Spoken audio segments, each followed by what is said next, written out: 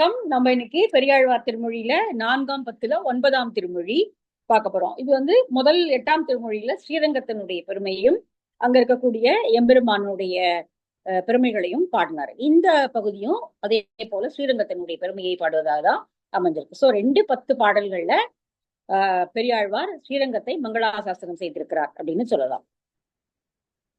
முதல் பாடல், மரவடியை தம்பிக்கு வான் பணயம் வைத்து போய் வானோர் வாழ செருவுடைய திசைக்கருமம் திருத்தி வந்து உலகு ஆண்ட திருமால் கோயில். திருவடி தன் திருவுருவும் திருமங்கை மலர்கண்ணும் காட்டி நின்ற உருவுடைய மலர் நீளம் காற்று ஆட்ட ஓசலிக்கும் ஒளி அரங்கமே. அழகா இருக்கு பாட்டு. 2வது பகுதி ஸ்ரீரங்கத்தினுடைய நீர் வளத்தையும் அதனுடைய அழகையும் சொல்லக்கூடியது. முதல் 2 வரி எம்பெருமான் அங்கே குடிக்கொண்டிருக்கிறான் அப்படின்னு சொல்றது. மரவடியை தம்பிக்கு வான் பணயம் வைத்து போய், இது ராமாவதாரத்தினுடைய செய்தி அப்படிங்கிறது நமக்கு தெரியும். பரதன் பாதி வழியில பார்த்து கெஞ்சி, திரும்ப மீண்டும் நீ அரசாட்சியை ஏற்றுக்கொள்ள வேண்டும், என்னால உன்னுடைய அரசை ஆள முடியாது அப்படின்னு சொல்லி கேட்க, ஆனால் தந்தையினுடைய சொல்லை நான் மீற மாட்டேன், நான் 14 வருஷம் கழிச்சுதான் திரும்ப வருவேன் அப்படின்னும் போது, சரி உன்னுடைய அடையாளமாக எதையாவது கொடு அப்படின்னும் போது தான் ஏறி நின்ற அந்த மரவடியையே பாதுகையே ராமன் அழைத்ததாக நம்ம ராமாயணத்துல படிக்கிறோம். அந்த அந்த செய்தியை தான் இந்த 2 வரி சொல்லுது. மரவடியை தம்பிக்கு, தம்பியாகிய பரதனுக்கு வான் பணயம், பணயம்னா ஒன்றுக்கு பணயம் வைப்பது அப்படின்றால் ஒன்றுக்கு ஈடாக ஒன்றை வைப்பது இல்லையா? பணயம் வச்சு ஆடுறது, தாயம் பணயம் வச்சு ஆடுறது அப்படின்னு சொல்லும் பொழுது ஒன்றுக்கு ஈடாக ஒன்றை வைத்து ஆடுவது அப்படின்னும் போது இங்க தனக்கு ஈடாக தன்னுடைய பாதுகையை, இப்ப ராமனுக்கு ஈடாக வேற எதை வைக்க முடியும்? ராமனுக்கு ஈடாக ராமனுடைய பொருள் எதையாவது தான் வைக்க முடியும். அப்ப அவன் அணிந்திருந்த அந்த பாதுகையை அவங்க அரசாட்சியினுடைய பீடத்துல வச்சு அரசாளுகிறான் அப்படிங்கிறது கதை. மரவடியை தம்பிக்கு வான் பணயம் வைத்து போய் வானோர் வாழ செருவுடைய திசைக்கருமம் திருத்தி வந்து, சரி வைத்து, அதாவது பணயமாக வைத்து கொடுத்தான், அவன் எடுத்துட்டு போனான். அதுக்கப்புறமாக வானோர் வாழும்படியாக, அரக்கர்கள் எல்லாம் அழிந்து தேவர்கள் வாழும்படியாக வானோர் வாழ செருவுடைய திசைக்கருமம் திருத்தி வந்து, அந்த தேவர்கள் எல்லாம் வாழும்படியாக தெற்கிலிருந்து அந்த ராவணனுடைய அவனை அழித்து, அந்த ராவணாதிகளை அழித்து திசைக்கருமம் திருத்தி வந்து உலகாண்ட, அப்படி ராவணனை துவம்சம் செய்து மீண்டு இங்கே ஸ்ரீரங்கத்திலே அவன் பள்ளி கொண்டிருக்கிறான். உலக ஆண்ட திருமால் கோயில், இந்த அசுரர்கள் அழிந்து தேவர்கள் வாழும்படியாக செய்து, அதுதான் ராமாவதாரத்தினுடைய செய்தியே இல்லையா? திரும்பி இந்த ஊரில் அவன் குடிக்கொண்டிருக்கிறான். சரி, அப்புறம் அந்த ஸ்ரீரங்கம் எப்படி இருக்கிறது அப்படிங்கறத அடுத்த 2 வரியில சொல்றாரு. திருவடி தன் திருவுருவும், அங்க நிறைய தாமரை மலர்கள் மலர்ந்திருக்கின்றன. வயல்வெளிகள் இருக்கு, நிறைய வயல்வெளிகள் இருந்தாலும் நீர்வளம் நிறைய இருப்பதனால வயல்களிலும் தாமரைகள் மலர்ந்திருக்கின்றன. அந்த தாமரைகள் எல்லாம் பார்ப்பதற்கு எப்படி இருக்கு என்றால் திருமாலுடைய திருவடிகளை போல இருக்கிறது. கூடவே திருமாலின் உடன் உறைபவளாகிய திருமகளுடைய கண்கள் போலவும், அவளுடைய கண்கள் தாமரை மலர் போல இருக்கின்றன, திருமகளுடைய கண்கள் தாமரை மலர் போல இருக்கின்றன. அப்போ அந்த தாமரை மலரை பார்த்தால் இங்கே ஆழ்வார்க்கு, பெரியாழ்வார்க்கு அவை எம்பெருமானுடைய பாதுகைகளைப் போலவும் அல்லது திருவடிகளைப் போலவும் பிராட்டியனுடைய அழகான கண்களைப் போலவும் அவை காட்சி அளிக்கின்றன. சோ அந்த ஊரே எம்பெருமானுடைய அம்சங்களை ஒத்ததாக இருக்கிறது அப்படின்னு இந்த பாட்டுல சொல்றாரு. திருவடி தன் திருவுருவும், திருவடி எம்பெருமானுடைய திருவடியினை போலவும், திருமங்கை மலர்கண்ணும், திருமகளுடைய மலர் கண்களையும் ஒப்ப அங்கு தாமரை மலர்கள் மலர்ந்திருக்கின்றன. உருவுடைய மலர் நீளம் காற்று ஆட, இங்கு தாமரை இல்ல, குவளை மலர்கள், சாரி குவளை மலர்கள், அவனுடைய திருமேனியனுடைய நிறத்தையும், திருவடிதன் திருவுருவும் திருமங்கை மலர்கண்ணும் உருவுடைய மலர் நீளம், உருனா இங்க நீல நிறம், கண்ணனுடைய நிறம் நீல நிறம் இல்லையா? திருமாலுடைய நிறம் நீல நிறம், அங்க உருவுடைய மலர் நீளம், நீல மலர்கள் காற்றில் ஆடி அசைந்து கொண்டிருக்கும். ஓசலிக்கும் அப்படின்னா அசைந்து கொண்டிருக்கின்றன, புதிய வார்த்தை. ஓசலிக்கும் ஒளி அரங்கமே, ஒளி மிகுந்த பெருமை மிகுந்த, ஒளினா இங்க பெருமை, எல்லா எதை வேணாலும் வச்சுக்கலாம் அந்த வார்த்தை. புகழ், ஒளி என்பது பெருமை புகழ் எல்லாவற்றையும் குறிக்கக்கூடியதாக இருக்கக்கூடிய வார்த்தை. அப்படி புகழ் மிகுந்த இந்த திருவரங்கத்தில் குவளை மலர்கள் திருமகளுடைய கண்களைப் போலவும் திருமாலுடைய மேனியை போலவும் இருக்கக்கூடியதாக அவை அங்கே வயல்வெளிகளில் புத்து குலுங்குகின்றன. இப்படிப்பட்ட நீர்வளம் நிறைந்ததாக இருக்கக்கூடிய ஸ்ரீரங்கத்திலே அவன் பள்ளி கொண்டிருக்கிறான் அப்படின்னு முதல் பாடல்ல சொல்றான். சரி, அடுத்த பாடல், தன்னடியார் திறத்தகத்து தாமரையாள் ஆகிலும் சிதகு உரைக்கு மேல் என்னடியார் அது செய்யார் செய்தாரேல் நன்று செய்தார் என்பர் போலும் மண்ணுடைய விபீடனர்க்கா மதில் இலங்கை திசை நோக்கி மலர்கண் வைத்த என்னுடைய திருவரங்கற்கு அன்றியும் மற்றொருவர்க்கு ஆள் ஆவரே. திருமாலை தவிர வேறு எவருக்காவது நான் அடிமை செய்வேனோ, திருமாலை தவிர வேறு எவரையும் வணங்குவதற்கு என்னுடைய மனம் ஒப்புமோ அப்படின்னு கேட்கிறாரு. இங்கே நம்ம திருப்பாவையிலையும் அதை பார்த்திருக்கோம். இந்த பிறவிக்கு மட்டுமில்லாமல் 7 பிறவிக்கும் முந்தன்னோடு உற்றோமையாவோம் உமக்கே நாம் ஆட்சேவோம் மற்றை நம் காமங்கள் மாற்றேலோர் எம்பாவாய் அப்படின்னு திருப்பாவையில ஆண்டாள் பாடியிருப்பதை போலவே வேறு யாருக்காவது அடிமை செய்வதற்கு என்னுடைய மனம் ஒப்புமா, உன்னைக்கு மட்டும்தான் நான் அடிமை செய்வேன். இங்க திருமகளே தன்னுடைய அடியாறுகளை பற்றி ஏதாவது சொன்னாலும் கூட, பெரும்பாலும் வீட்டுல வந்து கணவன் மனைவி பேசும்பொழுது யாரை பற்றிய குற்றத்தையாவது மனைவி சொன்னால் கணவர்கள் பெரும்பாலும் காதல வாங்கிக்காத மாதிரி இருந்துருவாங்க, அல்லது கேட்டுட்டு அப்படியா அப்படின்னு பேசாம விட்டுருவாங்க. அதற்கு மேல அதை வந்து வளர்க்கறது இல்லை, அது பிரச்சனையை பெருசுபடுத்தக்கூடாது அப்படின்னு நினைப்பாங்க. அதே போல இங்க பிராட்டியே அப்படி சொன்னாலும் கூட எம்பெருமான் அதை காதல போட்டுக்க மாட்டானா. குறைகளை, அடியவர்களுடைய குறைகளை எதையாவது ஒருவேளை திருமகள் சொன்னாள் என்றால், அவளுக்கு சொல்ற பழக்கம் கிடையாது, ஆனால் அப்படி சொன்னாள் என்றால், சிதகு அப்படின்னா குற்றம் சொல்லுதல். முன்னாடியுமே பார்த்தோம் அந்த வார்த்தை, சிதகு, கூனி வந்து சிதகு சொன்ன அப்படிங்கிற வார்த்தை வந்தது முன்னாடி இதுல 10ல வந்தது. அப்படி ஏதாவது குற்றம் குறைகளை பிராட்டியானவள் சொன்னாள் என்றால் அத காதில வந்து பெரும்பாலும் கேட்டுக்கிறது இல்லை. அப்படியே கேட்டுட்டாலும் என்னுடைய அடியவர்கள் நல்லது கருதிதான் அதை செய்திருப்பார்கள். அவர்கள் தீமையாக நினைத்து அதை செய்திருக்க வாய்ப்பில்லை. அவர்கள் நல்லது நினைத்துதான் அதை செஞ்சிருப்பாங்க. ஒருவேளை அது உனக்கு இப்படி புரிஞ்சிருக்குமா இருக்கும் அப்படின்னு சொல்லி அவளையே அவன் தேற்றுவான். அப்படிப்பட்டவன் உரைகின்ற ஊர் இது. இப்படிப்பட்ட உனக்கு ஆளாகாமல் வேறு எவருக்காவது நான் அடிமை செய்வேனோ அப்படின்னு பெரியாழ்வார் கேட்கிறார். தன் அடியார் திறத்தகத்து, தன்னுடைய அடியவர்களை பற்றி தாமரையாள், தாமரை மனதில் வீற்றிருப்பவளாகிய லக்ஷ்மியானவள் ஆகிலும், யார் சொன்னாலும் சரி, தாமரையில வீற்றிருக்கக்கூடிய லக்ஷ்மியே சொன்னாலும் சரி, ஆகிலும் சிதகு உரைக்கு மேல் சில குற்றங்களை, சில ஏதாவது காரணம் கருதி சில குற்றங்களை அவள் சொல்ல புகுவாள் என்றால், என்னடியார் அது செய்யார், என்னடியார் அது செய்யார், அவர் வந்து அதெல்லாம் செய்யவே மாட்டாங்க. முதல்ல சாதிப்பான், என்னடியார்கள் அதை செய்யவே மாட்டாங்க அப்படின்னு. இல்ல இப்படிதான் செஞ்சிருக்காங்க அப்படின்னு திரும்ப ஒருவேளை திருமகள் வலியுறுத்தி சொன்னாள் என்றால், செய்தாரே, ஒருவேளை அப்படி அவங்க செஞ்சிருந்தாங்க அப்படின்னா நன்று செய்தார் என்பர் போலும், ஏதாவது நல்லது நினைச்சுதான் அதை செஞ்சிருப்பாங்க. அவர்களுக்கு இதை கெடுதலாக செய்ய வேண்டும் என்றோ அல்லது வேண்டும்னு செய்யணுங்கிறதோ குற்றமா செய்யணுங்கிறதோ எண்ணம் இருக்காது. ஏதோ ஒரு நல்ல பலனை கருதிதான் இப்படி செஞ்சிருப்பாங்க. அதனால அவர்களை வந்து நீ தவறு சொல்லக்கூடாது என்று அவன் அடியவர்களுக்குத்தான் பரிந்து பேசுவானே ஒழிய, திருமகளே சொல்கிறாளே அதனால கேட்போம் அப்படின்னு அவன் கேட்க மாட்டான். சோ அந்த அளவிற்கு அடியவர்கள் மேல் அவனுக்கு பக்தி, அன்பு உண்டு. அதை சொல்றார்.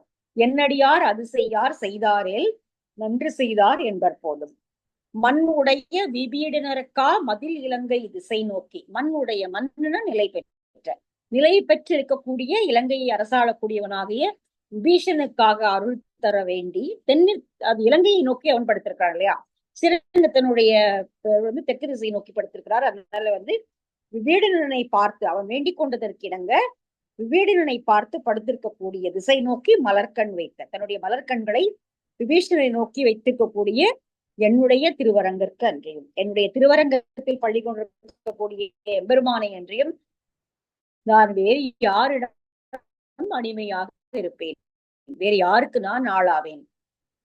அழகா இருக்கு இல்லையா? சரி, அடுத்த பாடல். கருள் உடைய பொழில் மருதும் கதக்களிரும் பிளம்பனையும் கடிய மாவும் உருள் உடைய சகடரையும் மல்லரையும் உடையவிட்டு ஓசை கேட்டான் இருளகற்றும் எரிகதிரோன் மண்டலத்தூடு ஏற்றி வைத்து ஏணி வாங்கி அருள் கொடுத்திட்டு அடியவரை ஆட்கொள்வான் அமரும் ஊர் அணி அரங்கமே. இது வந்து ஒரு முதல்ல இருக்கக்கூடிய 4 வரியும் வந்து அவன் செய்த, கண்ணனாக அவதரித்த போது அவன் செய்த அழிவுகளை எல்லாம் சொல்லுவான். இந்த அரக்கர்களை எல்லாம் அவன் கொன்றான் அப்படின்னு சொல்லிட்டு தன்னை வழிபடக்கூடிய அடியவர்களை அவன் பரம மதமாக உட்கார வச்சிருவான். அப்படி அது போல எல்லாவற்றையும் அவர்களுடைய குற்றங்களை எல்லாம் நீக்கி அவர்களுடைய துயரங்களை எல்லாம் நீக்கி அவர்களை பரமபதமாகிய வைகுண்டத்தில் ஏற்றி வைக்கக்கூடிய அருள் தருபவன் அவன் அப்படின்னு சொல்றாரு.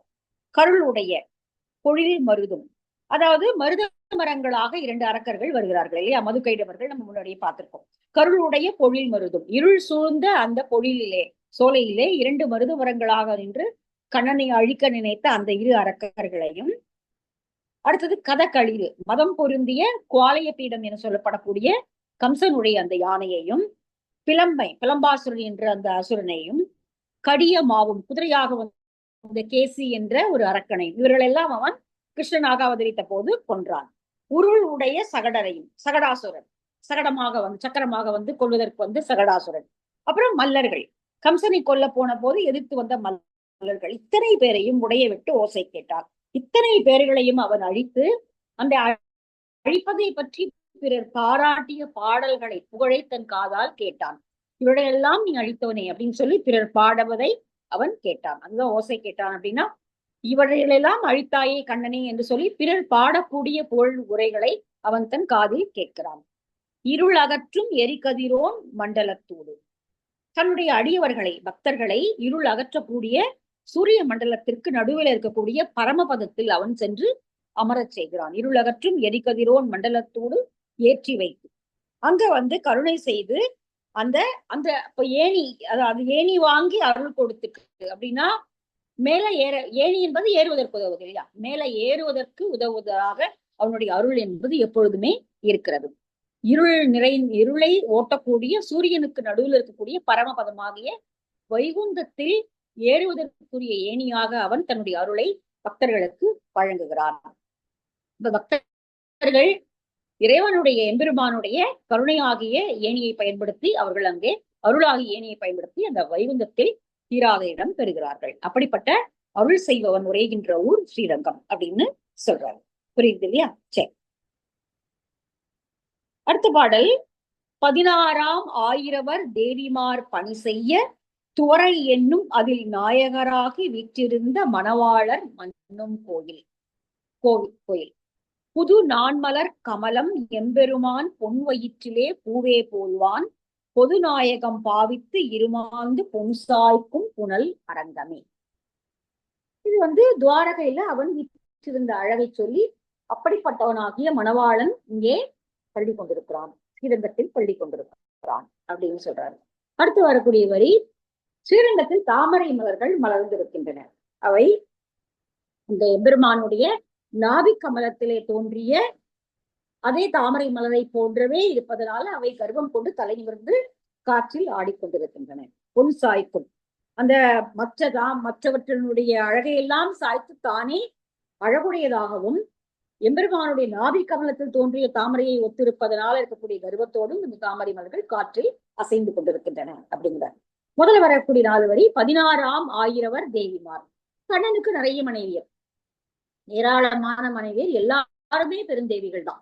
நம்ம ஏற்கனவே முன்னாடி ஒரு பாட்டுல பார்த்தோம், யாராவது ஒருத்தி தான் பட்ட மகிழ்ச்சியா இருப்பான், மற்றவர்கள் எல்லாம் பின்னாடி சேர்த்துக் கொள்ளப்பட்டவர்களாகவும் சும்மா அந்த புறத்துல இருக்கிறவங்களாகவும் இருப்பாங்க. ஆனால் துவாரகையில இருந்த அத்தனை பேரும் பெருந்தேவிகள் தான்.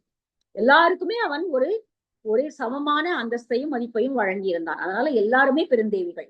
16ஆம் ஆயிரமார் தேவிமார் பணி செய்ய, அவர்கள் எல்லாம் கூட இருந்து அவனுக்கு பணிவிடை செய்ய அத்தனை பேரும் சூழ அவன் துவாரகையில நாயகராகி வீற்றிருந்த மணவாளனாக இருந்தவன் அவன் மண்ணும் கோவில். அவன் வந்து அடைகிற கோவில் எது என்றால் அது ஸ்ரீரங்கம் தான். துவாரகையில் இருந்தவன் நேரேக எங்கே வந்து பள்ளி கொண்டிருக்கிறான் என்றால் இங்கு ஸ்ரீரங்கத்தில் பள்ளி கொண்டிருக்கிறான். அப்போ அங்க இருக்கக்கூடிய வயல்வெளிகளில் தாமரைகள் மலர்ந்திருக்கின்றன. அவை காற்றில் மிகுந்த கர்வத்தோடு அசைந்தாடி கொண்டிருக்கின்றன. ஏன் அதுக்கு கர்வம் அப்படின்னா, எம்பெருமானுடைய நாபி கமலத்திலிருந்து தாமரை தானே வந்தது. அப்ப அதை ஒத்திருப்பதனால இவற்றிற்கும் தாமும் எம்பெருமானுடைய ஒரு அம்சம் என்ற ஒரு கர்வம் இருக்கிறதா, அதனால அப்படி அவை அசைந்து ஆடுகின்றன அப்படிங்கிறார்.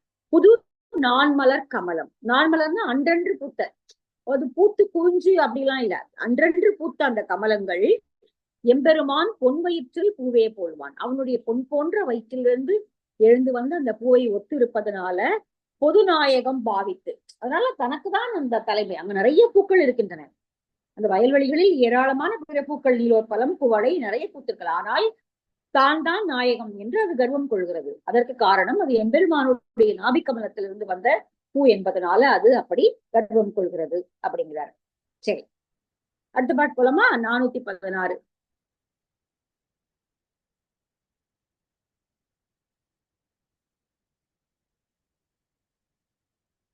நானூத்தி 16வது பாட்டு.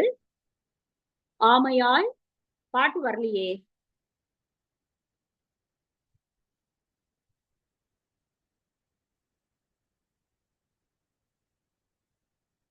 நித்யா பாட்டு வருதா?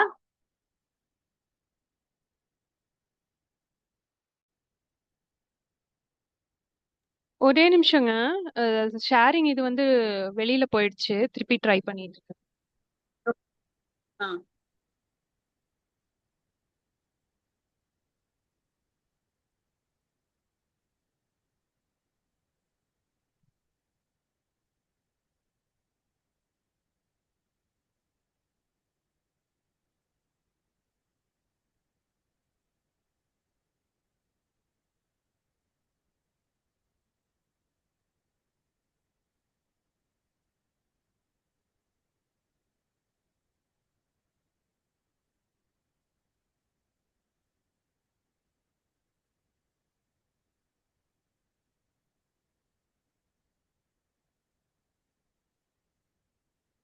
வந்துருச்சுங்க.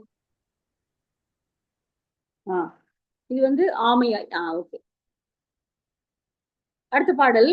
ஆமையாய், கங்கையாய், ஆழ்கடலாய், அவனியாய், அருவரைகளாய், நான்முகனாய், நான்மறையாய், வேள்வியாய், தக்கனையாய் தாருமானான், சேமமுடை நாரதனார் சென்று சென்று துதித்து இறைஞ்ச கிடந்தான் கோயில், பூமருவி புல் இனங்கள் புல்லரையன் புகழ் குழரும் புனல் அரங்கமே. புல் அரையன் அப்படின்னா நம்ம திருப்பாவையில் இந்த வரி பார்த்தோம், இந்த வார்த்தை பார்த்தோம். புள்ளும் சிலம்பினகான் புல்லரையன் கோவிலில் வெள்ளை வெளிச்சங்கின் பேரவம் கேட்டிலையோ. புல்லரையன் அப்படின்னா புல்ல பறவை, பறவைகளின் அரசன் என்றால் கருடாழ்வார். கருடாழ்வாருடைய புகழை சொல்வதற்குரிய இடம். இங்கே வந்து எம்பெருமானுடைய புகழ் மட்டுமல்ல, கருடாழ்வாருடைய புகழும் இங்கே பேசப்படுகிறது. பூமருவி புள்ளினங்கள், பூக்களில் எல்லாம் இருக்கக்கூடிய, பூக்களில் இடம் அமர்ந்திருக்கக்கூடிய புள்ளினங்களாகிய பறவை இனங்கள் புல் அரையன் புகழ் குழரும். குழறுதல் அப்படின்னா பறவைகளுடைய ஒலியோடு வரக்கூடியது. ஒரு மழலையோடு அவை பேசுவது போல அங்கு புள்ளினங்கள் பாடுகின்றன. அவை புல் அரையனாகிய கருடாழ்வானுடைய புகழை பாடுகின்றன. புனல் அரங்கம், புனல் நீர் சூழ்ந்திருக்கக்கூடிய திருவரங்கம் அது. ஆமையாய், கங்கையாய், அவன் வந்து ஆமையாக அவதரித்தான். அப்புறம் கங்கையாகவும் அவனை தான் இருந்தான். ஆழ்ந்த கடலாக இருந்தான், பூமியாக இருந்தான், மலைகளாக இருந்தான். அருவரைகள்னா மலைகளாக இருந்தான். நான்முகனாக, நான்மறையாய், நான்மறைனா 4 வேதங்கள், 4 வேதங்கள் புகழக்கூடிய வேள்வியாக இருந்தான். வேள்விக்கு தட்சணையாக வரக்கூடிய அவிபாகம், வேள்வியினுடைய விளை பொருள் எதுவோ அதுவாகவும் அவன் இருந்தான். இப்படி எல்லாவாகவும் நின்றவன் அவன்தான். இப்படி எல்லாவாகவும் நின்றிருக்கக்கூடிய அவன் நாரதர் போன்ற முனிவர்கள் எல்லாம் தேடி தேடி வந்து வணங்கும்படியான புகழ் கொண்டவன். நாரதர் வந்து எப்போ நாராயண நாராயணன் சொல்லிட்டு இருப்பாரு இல்லையா? அதனால சேமமுடை நாரதனார் சென்று சென்று துதித்து இறைஞ்ச கிடந்தான் கோயில். சேமம்னா புகழ் மிகுந்த, புகழ் அல்லது புகழ் மிக்கவராகிய நாரதர் போன்ற முனிவர்கள் எல்லாம் வணங்கும்படியான அவன் இங்கே பள்ளி கொண்டிருக்கிறான். அவன் என்னவாக இருந்தான் அப்படின்னா, அவன் ஆமையாக அவதரித்தான், கங்கையாக மீண்டான், ஆழ்கடலாக இருந்தான். இந்த உலகமே அவன்தான். அருவரைகளாக, பெரிய மலைகளாகவும் அவன்தான் நின்றான். நான்முகன், நான்மறை, வேள்வி, அதனுடைய தட்சணை, அதனுடைய விளைபொருள் எல்லாமாகவும் இருப்பவன் அவனே. அவன் நாரதர் போன்ற முனிவர்கள் புகழ் பாட நிற்பவன். அவன் வீற்றிருக்கக்கூடிய அந்த திருவரங்கத்திலே அந்த பொழில் சோலைகள்ல பட்சிகள் ஓசை எழுப்புகின்றன, பறவைகள் ஓசை எழுப்புகின்றன. அந்த ஓசை கேட்பதற்கு எப்படி இருக்கிறது என்றால், புல்லரையனாகி கருடாழ்வாரனுடைய புகழ் பாடுவதை போல அவை அமைந்திருக்கின்றன. இப்படிப்பட்ட அழகுடைய ஒரு திருத்தலம் தான் ஸ்ரீரங்கம் அப்படின்னு சொல்றாங்க. சரி, அடுத்த பாடல் கண்ணனுடைய அவதார சிறப்பை பாண்டவர்களோடு சேர்த்து சொல்வது. மைத்துனன்மார் காதலியை மயிர் முடிப்பித்து அவர்களையே மன்னராக்கி உத்தரை தன் சிறுவனையும் உய்யக்கொண்டு உயிராளன் உறையும் கோயில். பக்தர்களும் பகவர்களும் பழமொழி வாய் முனிவர்களும் பரந்த நாடும் சித்தர்களும் தொழுது இறைஞ்ச திசை விளக்காய் நிற்கின்ற திருவரங்கமே. மைத்துனன்மார் காதலியை, மைத்துனன்மார் காதலினா இங்க வந்து பாண்டவர்கள் தான் மைத்துனர்கள், அத்தையனுடைய பசங்க, மைத்துனர்கள். அவர்களுடைய காதலியாகிய திரௌபதி, அவள் தன்னுடைய நீண்ட கூந்தலை துச்சாதனன் துரியோதனுடைய செந்நீரை பூசிதான் முடிப்பேன் அப்படின்னு சபதம் எடுத்தா இல்லையா, மயிர் முடிப்பித்து அந்த சபதத்தை நிறைவேற்றி அவளை அவன் அந்த கூந்தலை முடிய வைத்தான். அது கண்ணனுடைய அருள் இல்லாமல் நடந்திருக்காது. அதனால மைத்துனன்மார் காதலியை மயிர் முடிப்பித்து அவர்களையே மன்னராக்கி அவர்களையே மீண்டும் அந்த மன்னர்களாக அந்த அரியணையில் அமர வைத்து உத்தரை தன் சிறுவனையும், இது நம்ம முன்னாடி பார்த்த ஒரு பாட்டுல, அதாவது அஸ்வத்தாமன் விட்ட அந்த பிரம்மாஸ்திரம் என்பது அபிமன்யுடைய மனைவியாகிய அபிமன்யு இறந்து போறான், உத்தரனுடைய வயிற்றுல கரு இருக்கிறது. அதோடு அதாவது அவர்களை கருவோடு வேறு இருப்பேன் அப்படின்னு சொல்லி அஸ்வத்தாமன் ஒரு பிரதிஜை எடுத்த போது அவன் விட்டு அந்த பிரம்மாஸ்திரம் உத்திரையனுடைய வயிற்றில் இருக்கக்கூடிய அந்த குழந்தையை பார்த்து வருகிறது. இப்ப இனிமே குழந்தைகள் 5 குழந்தைகள் போரில் மாண்டு விட்டார்கள், அவர்கள் கொல்லப்பட்டார்கள். இப்போ பாண்டவ வம்சத்தை மீண்டும் உண்டாக்குவதற்கு இருக்கக்கூடிய ஒரே கரு உத்திரையனுடைய வயிற்றில் இருக்கக்கூடிய கருதான். அதுவும் அழிஞ்சு போச்சுன்னா பாண்டவ வம்சமே அழிஞ்சு விடும். அப்போ அதை காப்பதற்கு அவன் ஒரு யுத்தம் செய்து அதை உய்ய கொண்ட அந்த குழந்தையினுடைய உயிரை காப்பாற்றியவன் கிருஷ்ணன், உய்ய கொண்ட உயிராள். இப்படி உயிர்களை காப்பவனாகி அவன் உரையக்கூடிய கோவில் இந்த கோவில் அப்படிங்கிறார். பக்தர்களும் பகவர்கள்னா ஞானிகளும் பழமொழிகளை பேசக்கூடிய முனிவர்களும் பரந்த நாடும், இந்த நாட்டில் இருக்கக்கூடிய சித்தர்கள் வந்து எல்லோரும் தொழுது இறைஞ்ச திசைகளுக்கெல்லாம் விளக்கு போல திகழ்கின்ற கோவில் என்பது திருவரங்கத்தில் இருக்கக்கூடிய அவன் பள்ளி கொண்டிருக்கிற கோவில் தான். அதனால திசைக்கு நாயகமாகவும் விளக்காகவும் இருப்பது திருவரங்க கோவில் அப்படின்னு அதனுடைய பெருமையை ஆழ்வாரிங்க சொல்றாரு.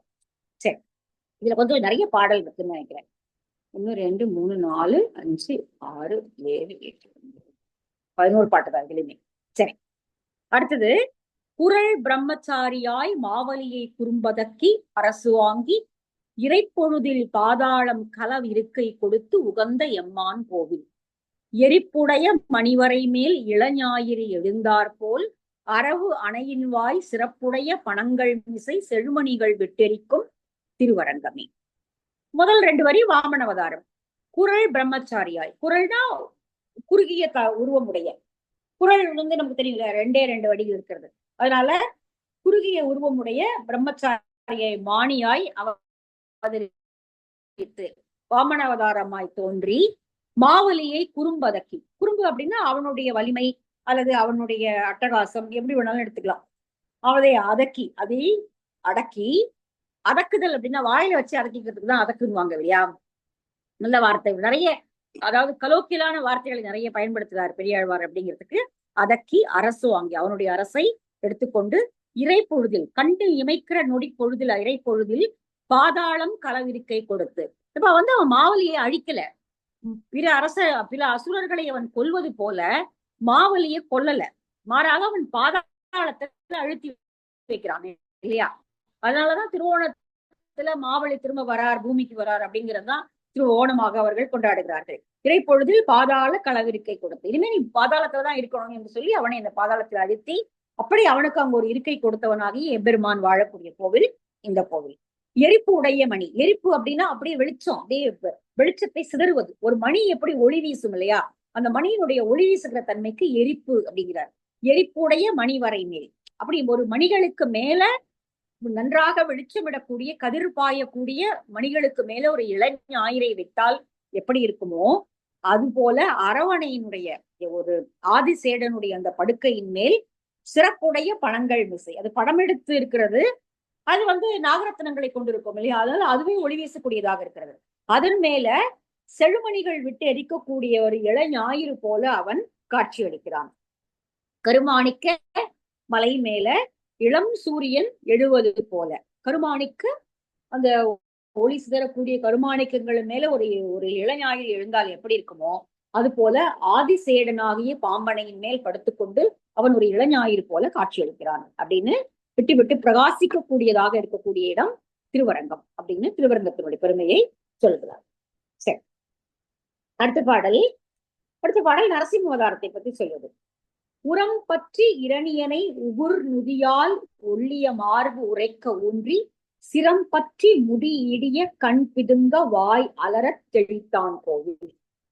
உரம் பெற்ற மலர்க்கமலம் உலகு அளந்த சேவடி போல் உயர்ந்து காட்ட வரம்புற்ற கதிர் சென்னல் தாழ் சாய்த்து தலைவணங்கும் தன் அரங்கமே. தன்னா குளிர்ச்சியான, காவிரி சூழ்ந்திருப்பதனால் அது குளிர்ச்சியான அரங்கம். அது ஸ்ரீரங்கம் குளிர்ச்சியானது. சரி, இங்கே அவன் நரசிம்ம அவதாரத்திலே அவன் இரணியனை அழிக்கிறான். உரம் பற்றி வலிமை மிகுந்து, இரணியனே ரொம்ப வலிமையானவர், அவனை அழிக்கணும் இன்னும் வலிமையோடதாக இருக்கணும். உரம் பற்றி இரணியனை உகிர் நுதியால் ஒள்ளிய மார்பு உரைக்க ஊன்றி, அவனுடைய மார்புகளை தன்னுடைய நகங்களினால் பிளந்து அவனை தன்னுடைய மடியிலே சாய்த்து கொண்டு சிரம் பற்றி அவனுடைய கைகள் அவனுடைய தலைமுடிகளை பிடித்து கொண்டு அவனுடைய முடி இடிய, அவனுடைய தலை இடியும்படியாகவும் கண் பிதுங்கி வெளியில் வரும்படியாகவும் வாய் அலரும்படியாகவும் அவனை அழித்தவன். அதாவது ரொம்ப கொடூரமாக அவனை கொன்றவனாகிய சிங்க உருவில வந்த அவன் இப்பொழுது இங்கே எம்பெருமானாக விற்றிருக்கிறான். உரம் பெற்ற மலர்க்கமலம் உலகு அளந்த சேவடி போல், உலகு அளந்த சேவடி, இந்த உலகத்தை அளந்த அவனுடைய சேவடியை போல இருப்பதனால் கமல மலர்கள், தாமரை மலர்கள் உரம் பெற்றிருக்கின்றன. அதுக்கு ஒரு தனி பெருமை, ஒரு தனி கர்வம். அதுக்கு தான் எம்பெருமானுடைய சேவடிகளை போல இருப்பதனால தாமரை மலர்களுக்கு ஒரு தனி ஒரு அழகும் ஒரு கம்பீரமும் இருக்கிறது. அதனால வரம்புற்ற கதிர் சின்னல் தாழ் சாய்த்து, அதனால அந்த வயல்களிலே வளர்ந்திருக்கக்கூடிய சென்னல்கள் தலை வணங்கி அவற்றை வணங்குகிறதாம். கதிர் தோன்றிய தலை வணங்க, அதாவது நெல்லு கதிர் முற்றி போச்சுன்னா தானாக வளைஞ்சிரும் இல்லையா, அது வளைஞ்சிருக்கிறத பார்ப்பதற்கு இப்பொழுது அந்த தாமரையை அது வணங்குவதை போல, அதாவது அவ எம்பெருமானுடைய சேவடிகள் என்பதனால அந்த சென்னல் அதை வணங்குவதை போல அது காட்சியளிக்கிறது. அப்படிப்பட்ட குளிர்ச்சியான நீர் சூழ்ந்த இடம் ஸ்ரீரங்கம் அப்படின்னு சொல்லி ஸ்ரீரங்கத்தினுடைய பெருமையை ஆழ்வார் இங்கே பாடுகிறார். சரி, அடுத்த பாடலும் அதேதான். அடுத்த பாடல் அவருடைய எல்லா அவதாரங்களையும் சொல்வது. தேவுடைய மீனாய், ஆமையாய், ஏனமாய், அரியாய், குரலாய், மூருவில் ராமனாய், கண்ணனாய், கற்கியாய் முடிப்பான் கோவில். சேவலோடு பெடையண்ணம் செங்கமல மலர் ஏறி ஊசலாடி பூவணை மேல் புதைந்தெழுந்து எழு செம் பொடி ஆடி விளையாடும் புனல் அரங்கமே. அவருடைய எல்லா அவதாரங்களையும் சொல்றாரு. தேவுடைய மீனமாய், ஒளி பொருந்திய, தேவுன்னா தேசுங்கிறது இங்க தேகுன்னு வந்திருக்கு. ஒளி பொருந்திய மீன மற்ற அவதாரம். ஆமையாய் வந்தான். அடுத்தது ஏனமாய் பன்றியாக வராக அவதாரம். அரியாய் சிங்கமாய். அடுத்தது வாமன அவதாரம். மூருவில் ராமனாய், மூன்று ராமர்கள், அது ஒண்ணு பரசுராமர், ராமன், பலராமன். இந்த மூன்று ராம அவதாரம் இல்லையா, பரசுராமன், பலராமன், ராமன். கண்ணனாய், கண்ணன் அவதாரம். கல்கியாய், இது நிறைவில் வரக்கூடியது கல்கி அவதாரம் என்று சொல்லப்படக்கூடிய கலியுகத்தினுடைய நிறைவில் கல்கி அவதாரம் எடுப்பான் பகவான் அப்படின்னு சொல்லப்படுகிறது. முடிப்பான் கோயில். இப்படி எல்லா அவதாரங்களையும் எடுத்து முடிப்பவன் வாழக்கூடிய கோவில் இந்த கோவில். சரி, அங்க இருக்கக்கூடிய அந்த தாமரை மலர்களின் மேல அன்னப்பறவைகள் ஜோடியாக அமர்ந்து விளையாடி கொண்டிருக்கின்றன. அவை எம்பெருமானும் திருமகளும் உறைந்திருப்பதை போல காட்சியளிக்கிறது. சேவலோடு அன்னம் செங்கமல மலர் ஏறி, அந்த சிவந்த தாமரை மலர்களின் மேல் ஏறி அமர்ந்து கொண்டு சேவலும் பெடையன்னமும் அதனுடைய இணையாகிய பெட்டையும் ஏறி அவற்றில் விளையாடி கொண்டிருக்கின்றன. இன்னும் நிறைய பூக்களும் இருப்பதனால அந்த பூக்களினுடைய படுக்கை எங்கே இருக்கிறது, அந்த பூக்களினுடைய மகரந்த தூள்கள் அவற்றின் மேல் செரிகின்றன. அந்த அன்னப்பறவைகள் இரண்டும் ஜோடியாக அந்த மலர் படுக்கையில விழுந்து விளையாடும் பொழுது அந்த மகரந்த பொடிகள் அவற்றின் மேல் பூசிக்கொள்கின்றன. நம்முடைய சிறகுகளில் இந்த மகரந்த பொடிகளை பூசிக்கொண்டு மிக மகிழ்வோடு திருமகளும் திருமாலும் வீற்றிருப்பதை போல அந்த பெடையன்னங்களும் சேவலும் விளையாடி மகிழ்கின்ற ஊர். அதாவது பறவைகள் கூட மகிழ்ச்சியாக இருக்கக்கூடிய ஊர் அந்த ஊர் அப்படின்னு சொல்றாரு. ஆடி விளையாடும் புனல் அரங்கமே. அதனால அது புனல் சூழ்ந்த அரங்கம் அப்படிங்கிறதுனால அது இப்படி நீர் வளம் மிகுந்ததாக பறவைகளும் மகிழ்ந்து வாழக்கூடிய ஒரு ஊராக இருக்கிறது. இந்த 10 அவதாரங்களையும் செய்தவன் அங்கே பள்ளி கொண்டிருக்கிறான். சரி, செரு ஆறும் புல்லாளன் மண்ணாளன் செருச்செய்யும் நாந்தகம் என்னும் ஒருவாளன் மறையாளன் ஓடாத படையாளன் விழுக்கையாளன் இரவாளன் பகலாளன் இணையாளன் 7 உலக பெரும் புறவாளன் திருவாளன் இனிதாக திருக்கண்கள் வளர்கின்ற திருவரங்கமே. அதுல அழகா வார்த்தையில அப்படியே விளையாடிருக்கார். செருகாரும் புல்லாளன், கருடனை வாகனமாக கொண்டவர். புல்லாளன், கருடனை ஆள்கின்றவன், கருடனை வாகமாக கொண்டவன். செருகாரும் புல்லாளன், போர்க்களத்திலே மிகுந்த தீரமான செயல்களை செய்யக்கூடிய கருடனை தன்னுடைய வாகனமாக கொண்டவன். மண்ணாளன், இந்த உலகை ஆள்பவன். செருச்செய்யும் நாந்தகம் எனும் ஒருவாளன். செருனா படை, படைகளை நடத்தக்கூடிய விஷ்ணுவனுடைய ஆயுத கையில் இருக்கக்கூடிய வாளுக்கு நாந்தகம் என்பது பெயர் இல்லையா? ஏற்கனவே நம்ம பலமுறை பார்த்திருக்கோம். அந்த போரை நடத்தக்கூடிய நாந்தகம் என்னும் வில்லை கையிலே ஏந்தியவன் அவன். சாரி, வில் இல்ல, வாழ். வாளை கையிலே ஏந்தியவன் ஒருவாளன். மறையாளன், மறைகள் ஓதக்கூடிய சிறப்பு உடையவன். வேதங்கள் அவனை புகழ்கின்றன. ஓடாத படையாளன், அவனுடைய படை என்பது பின்னிட்டு ஓடாதது. எந்த ஒரு போராக இருந்தாலும் அதை முன்னின்று செலுத்தக்கூடிய படையை உடையவன் அவன். விழுக்கையாளன், விழுக்கையாளன் அப்படின்னா அடியவர்களுக்கு தன்னுடைய பொருள்களை அவர்கள் கேட்பதையெல்லாம் வாரி வழங்கக்கூடிய வல்லன்மை தன்மை உடைய கைகளை உடையவன் விழுக்கையாளன். இரவாளன், இரவாக இருக்கக்கூடிய நிலவு, பகலாக இருக்கக்கூடிய சூரியன் எல்லாமே அவன் தான். சூரிய சந்திரன் எல்லாமே அவன் தான். ஏனையாளன், எல்லாவற்றுக்கும் மேல் அவன் என்னை ஆள்பவன், என்னுடைய மனதிலே பள்ளி கொண்டிருப்பவன். ஏழு உலக பெரும் புறவாளன், இந்த ஏழு உலகையும் ஆள்பவனாகவும் திருமகளுடைய மனதிற்கு இனியவளாகவும் இருப்பவன் அவன். திருவாளன் இனிதாக திருக்கண்கள் வளர்கின்ற, அவனுடைய கண்கள் மூடி அரிதுயில் கொள்ளக்கூடிய இடம் என்பது திருவரங்கம். இப்படிப்பட்ட சிறப்புகளை உடையவனாகிய அவன் கண்கள் மூடி அரிதுயிலே யோக நித்திரையில் ஆழ்ந்திருக்கக்கூடிய இடம் இங்கே ஸ்ரீரங்கம் என்பது அப்படிங்கிறார். சரி, இந்த 10 பாடல்களையும் எம்பெருமானுடைய புகழை பாடுபவர்களுக்கு என்ன கிடைக்கும் அப்படிங்கிறதா நிறைவு பாடல். கைநாகத்து இடர்கடிந்த கனலாழி படையுடையான் கருதும் கோயில் தென்னாடும் வடநாடும் தொழநின்ற திருவரங்கத் திருப்பதியின் மேல் மெய் நாவன் மெய்யடியான் விட்டு சித்தன் விரித்த தமிழுரைக்க வல்லார் எஞ்ஞான்றும் எம்பெருமான் இணையடி கீழ் இணை பிரியாது இருப்பர் தாமே. இது அந்த கஜேந்திர மோட்சத்தை சொல்றாரு. கைநாகத்து இடர்கடிந்த கனலாழி படையுடையான் கருதும் கோயில், அந்த குதிரையினுடைய வாய்ப்பட்டு இந்த கஜேந்திரன் என்கிற யானை அலரும் பொழுது அங்கே சென்று கருடனின் மேல் ஏறி சென்று அந்த யானையினுடைய துயரை துளைத்தவனாகிய அவன் பள்ளி கொண்டிருக்கக்கூடிய கோயில் இது. தென்னாடு மட்டுமல்ல, வடநாட்டில் இருந்தும் மக்கள் அங்கே அவனை வணங்கி வழிபடுகிறார்கள்.